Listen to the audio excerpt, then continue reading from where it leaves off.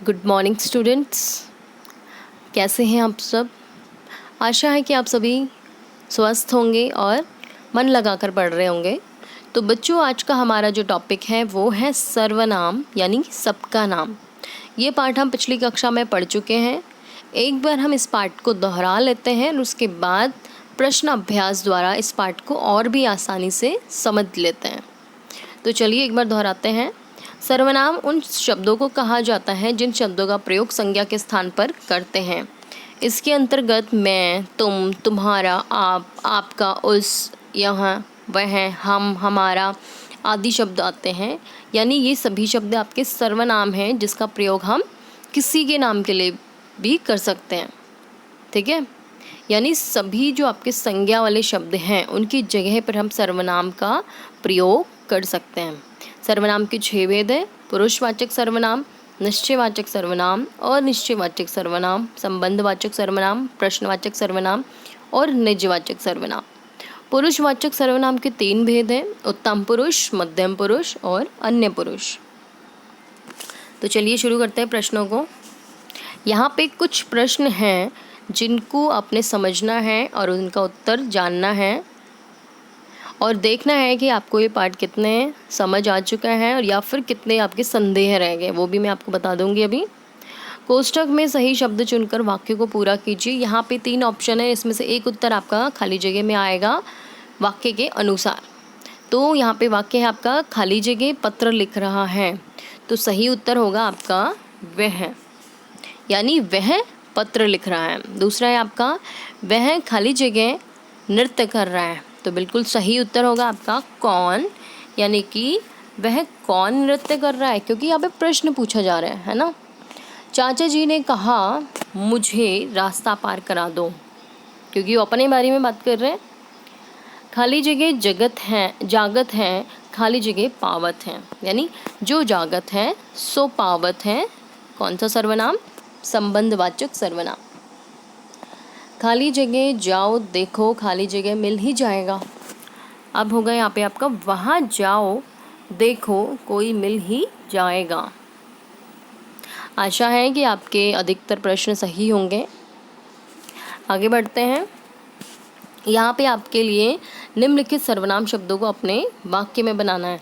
वाक्य बनाते समय आपको एक चीज़ हमेशा ध्यान रखनी है कि वाक्य बनाने में हमारे मन के विचार सीमित नहीं होते। यानी अगर जो मैंने वाक्य को यहाँ पे बनाया है, ज़रूरी नहीं है आपके दिमाग में वही वाक्य है और वो आंसर बिल्कुल सही हो। वाक्य बनाना मतलब आप इनसे संबंधित किसी भी प्रकार के वाक्य स्वयं भी बना सकते हैं। उदाहरण के लिए तुम शब्द है सर्वनाम का, तो उसका वाक्य होगा तुम इधर बैठो। यह शब्द का बनेगा आपका यह मेरा घर है। वहाँ से बनेगा आपका वहाँ कोई खड़ा है। कौन सा बनेगा आपका? दरवाजे पर कौन खड़ा है? प्रश्नवाचक चिन्ह, क्योंकि ये कौन है आपका शब्द, क्योंकि ये जिनसे प्रश्न पूछे जाते हैं प्रश्नवाचक सर्वनाम होते हैं और वाक्य के अंत में प्रश्नवाचक चिन्ह आता है, ये आपको ध्यान रखना है। खुद निजवाचक सर्वनाम है।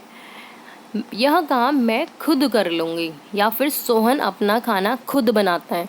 तो वाक्य किसी भी प्रकार के हो सकते हैं, पर उसमें उसका प्रयोग, इन शब्दों का प्रयोग होना चाहिए, जो कि ये सब शब्द है आपके सर्वनाम शब्द।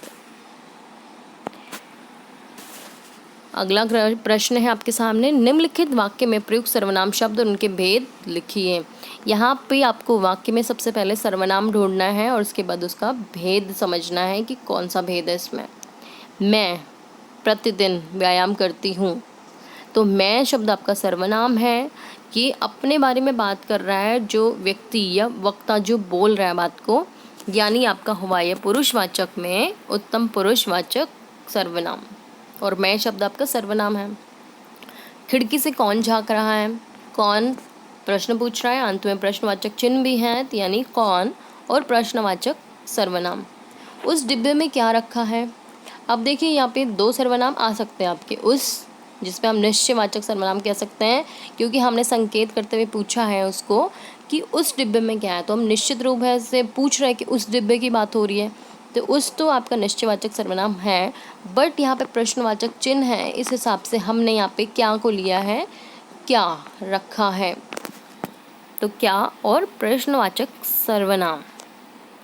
अंतिम प्रश्न बहुत ही अच्छा प्रश्न है, जो कि आपको मैंने गृह कार्य के रूप में भी दिया हुआ है।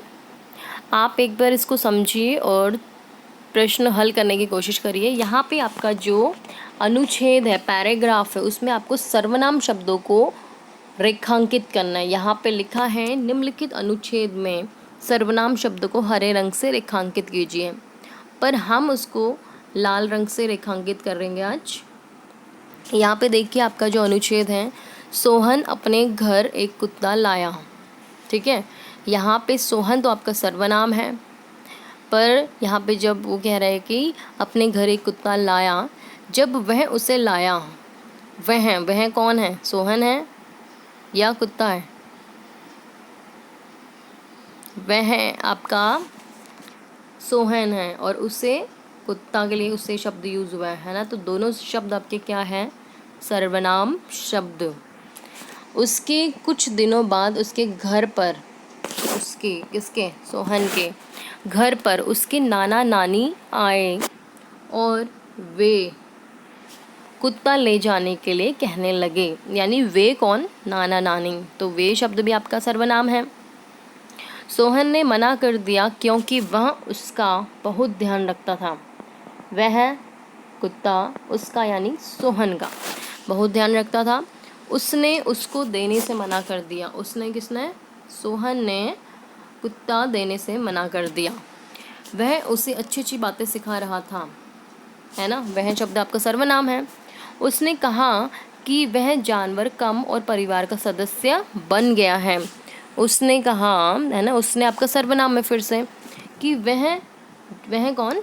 कुत्ता जानवर कम और परिवार का सदस्य ज़्यादा बन गया है। इसके बिना, इसके मतलब कुत्ता, इसके बिना हमारा मन नहीं लगेगा। हम इसको कहीं नहीं जाने देंगे। उसने अपने दोस्त को जाने नहीं दिया। उसने मतलब सोहन ने। अब यहाँ पर देखिए, कुछ एक आधा हो सकता है कि आपको नज़र आ रहा हो सर्वनाम, बट यहाँ पे जो आपका पैराग्राफ है, अनुच्छेद, उसके हिसाब से आपका वह, उसे, उसके, वे, वह, उसका, उसने, उसको, वह, उसने, वह, इसके, हम और उसने, ये सभी शब्द आपके सर्वनाम शब्द हैं जिनका प्रयोग संज्ञा के स्थान पर हुआ है। और इसमें आपकी संज्ञा थी सोहन और कुत्ता और नाना नानी। ये चारों शब्द आपके संज्ञा शब्द थे जिनका हमने कम से कम प्रयोग किया और सर्वनाम शब्दों का ज़्यादा से ज़्यादा प्रयोग किया, ताकि हमारी बात, हमारे वाक्य अच्छे और सुंदर बन सकें। तो बच्चों, आज का आपका गृह कार्य मैं फ़ोटो के द्वारा भेज दूँगी। आज के लिए इतना ही। अगली कक्षा में मिलेंगे नए टॉपिक के साथ। तब तक के लिए धन्यवाद।